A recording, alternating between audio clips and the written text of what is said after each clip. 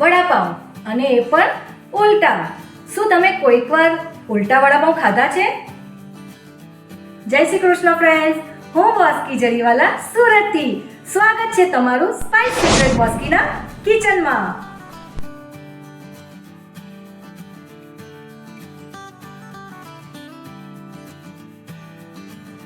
આજે હું તમારા માટે લઈને આવી છું એક મોસ્ટ વાયરલ રેસીપી, અને એ રેસીપીનું નામ છે ઉલટા વડાપાઉં.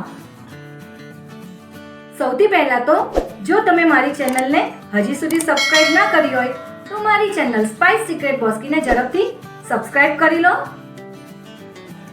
તો ચાલો જોઈ લઈએ કેવી રીતે બને છે ઉલટા વડાપાઉં.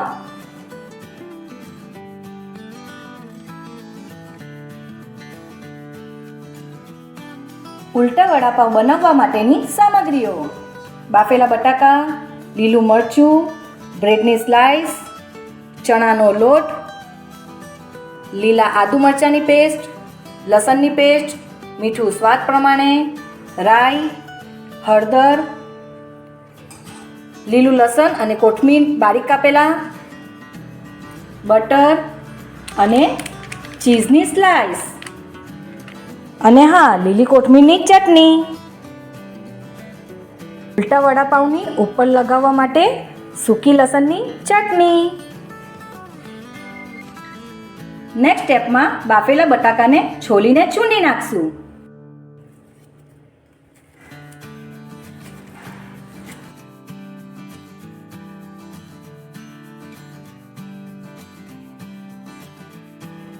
બટાકા છૂંદીને તૈયાર છે, તો હવે એને એક બાઉલમાં કાઢી નાખશું.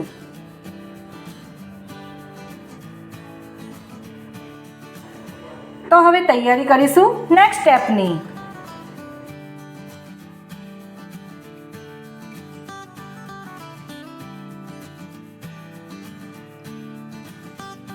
તો સૌથી પહેલા આપણે બેસનને પલાળી દેશું.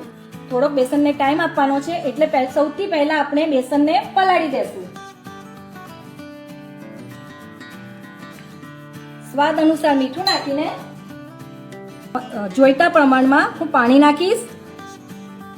લોટ તૈયાર કરી દઈશ.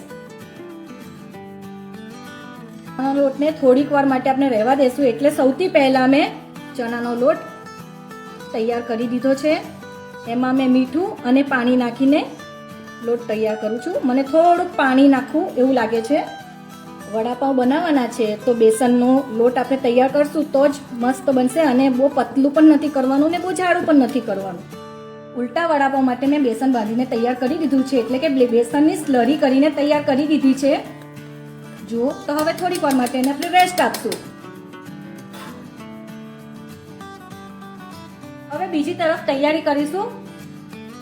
વડાપાઉં માટેનો જે મસાલો તૈયાર કરવાનો છે એની તૈયારી કરીશું. તો આ બાફેલા બટાકા છે. નેક્સ્ટ પ્રોસેસમાં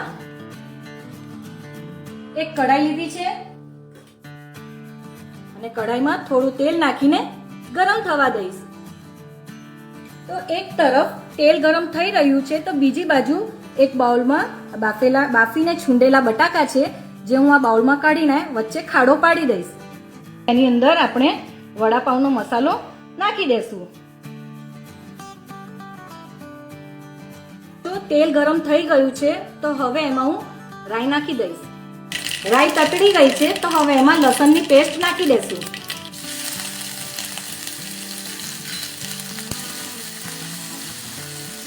પછી લીલા આદુ મરચાંની પેસ્ટ, અને બધું બરાબર સાતરી દેશું. આદુ, લસણ અને મરચાંનો જ્યારે વઘાર કરીએ ત્યાર પછી સુગંધ ખૂબ જ ફાઇન આવે છે. બધું સાતરાઈ ગયા પછી હળદર નાખી દેશું, અને ટેસ્ટ પ્રમાણે મીઠું નાખી બધું ફરી હલાવી દેશું. આપ જોઈ શકો છો વઘાર કેટલો ફાઇન થયો છે. આ વઘાર થઈ ગયો છે, તો હવે એની અંદર લીલું લસણ અને કોથમીર, જે આપણે થોડુંક જ લેશું, અડધું, અને ફરી સાતરી દેશું.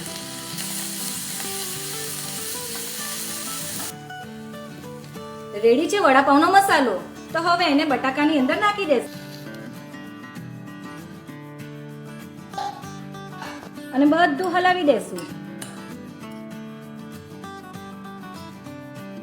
લસણ કોથમીર અડધા જ નાખ્યા હતા, હવે ફરીથી આની અંદર વઘારમાં આપણે નાખ્યા છે તો ઉપરથી વધારે ટેસ્ટ લાવવા માટે જે કાપેલા મેં રાખેલા છે તે હવે ઉપરથી પણ નાખીશ અને ફરીથી હલાવી દઈશ.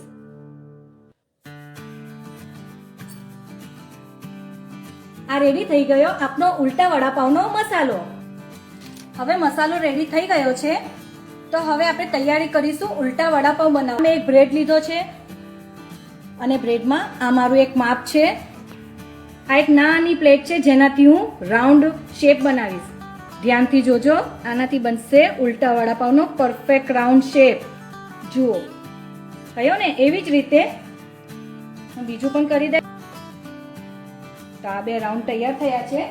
નેક્સ્ટ સ્ટેપ બતાવીશ. એક સ્લાઇસ પર યુઝ કરીશ અમૂલનું બટર,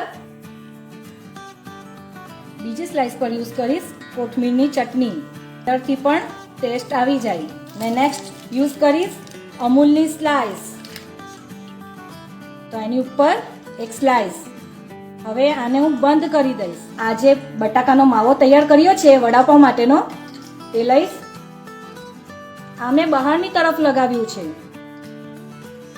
અને બીજી તરફ પણ. અંદર બ્રેડ અને ઉપર વડાપાવનો માવો. જોઈ શકો છો આપ, ઉપર અને નીચે બંને સાઈડ વડાપાવનો માવો અને અંદર ચીઝ સ્લાઇસ અને બટર. નેક્સ્ટ સ્ટેપમાં આપણે જે બેસન રેડી કર્યું હતું તેની અંદર આ વડાપાવનું જે આપણે રેડી કર્યું છે ઉલટા વડાપાવનું ઉલટું તેને આપણે બેસનમાં બોળી દેશું. બેસનમાં બોળી દીધું છે જુઓ, અને એકદમ ધ્યાનથી આપણે એને ફ્રાય કરી દેશું, એટલે કે તળી દેશું. તેલ ગરમ થઈ રહ્યું છે તો હું એને હવે હલકેથી અંદર મૂકી દઈશ.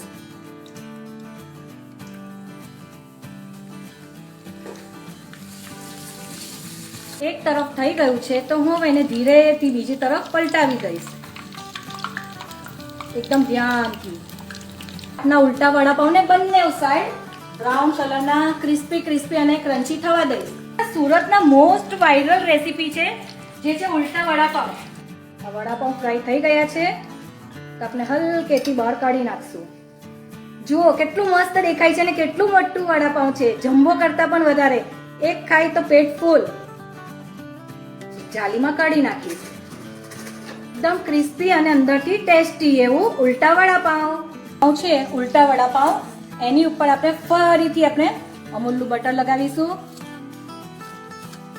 અને ઉપરથી આ જે લસણની ચટણી છે જે વડાપાવ પર ખૂબ જ ટેસ્ટ લાગે છે. તો હવે એના કટ કરીને હું તમને બતાવું. જુઓ કેટલું ફાઇન દેખાય છે. મોસ્ટ વાયરલ રેસીપી ઉલટા વડાપાવ. અંદરથી સ્લાઇસ, ચીઝની સ્લાઇસ, કોથમીરની ચટણી. આપનું સેકન્ડ ઉલટા વડાપાવ પણ રેડી થઈ ગયું. વડાપાવ છે તો મરચા વડાપાવ વગર તો અધૂરા જ છે. વડાપાવ સાથે મરચા તો આવે જ, તો હવે એને પણ ફ્રાય કરી દેશું.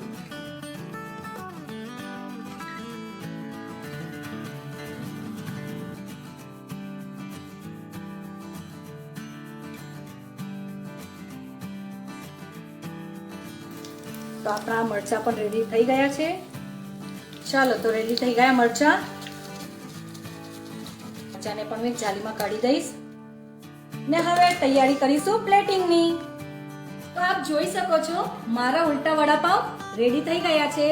અંદરથી ચીઝ સ્લાઇસ, બટર, ચટણી અને ઉપર છે બટાકા વડાપાવનો માવો. જુઓ કેટલા ફાઇન બન્યા છે.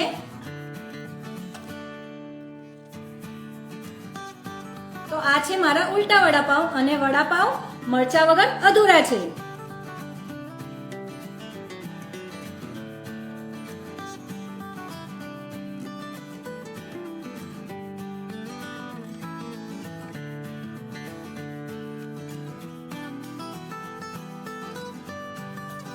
જો તમને મારી આ મોસ્ટ વાયરલ ઉલટા વડાપાવની રેસીપી ગમી હોય તો મારી ચેનલ સ્પાઇસ સિક્રેટ બોસ્કીને લાઈક કરો, સબસ્ક્રાઇબ કરો અને બેલ આઇકોન બટન જરૂરથી દબાવજો.